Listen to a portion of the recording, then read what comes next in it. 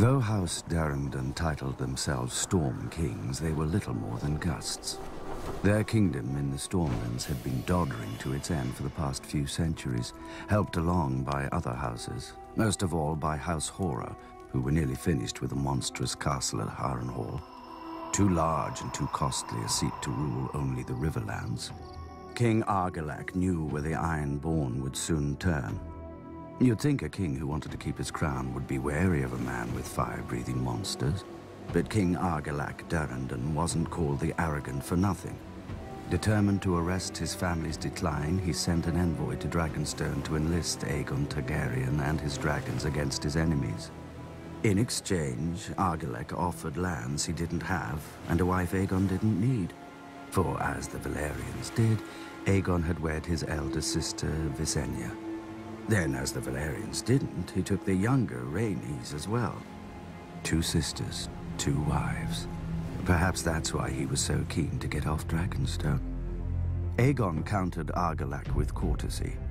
He sent his own envoy requesting that Princess Durrandon's hand be given instead to Aegon's closest friend and rumored half-brother, Orys Baratheon. Argilac answered with a box and a note. "These are the only hands your bastard shall have of me." Inside the box were the hands of Aegon's envoy. How long had Aegon been waiting for such a pretext?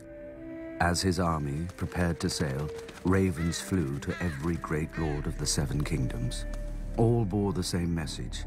From this day forth, there would be but one king in Westeros. Those who bent the knee to Aegon of House Targaryen would keep their lands and titles. Those who took up arms against him would be thrown down, humbled, and destroyed. Poor old Argilac. He couldn't even match Aegon in arrogance. Aegon landed at the mouth of the Blackwater River and raised a primitive Aegon fort in the disputed land between Harren's and Argilac's kingdom, so that neither could decide whose problem he was. Adopting the customs of the 7 kingdoms, Aegon unfurled his own banner with a red 3-headed dragon breathing fire upon a black field. Visenya crowned him with a ruby-studded circlet of Valyrian steel, while Rhaenys hailed him as the first High King the continent had seen since the Dawn Age. As his lords and the gathered locals cheered him, Aegon named his loyal friend to a small council, led by Orys Baratheon, whom he called my strong right hand. The title stuck, and a bastard became the first Hand of the King. But for now, Aegon's kingdom contained only a rocky island and a handful of fields. The other kings had larger armies, ships, castles, and thousands of years of rule.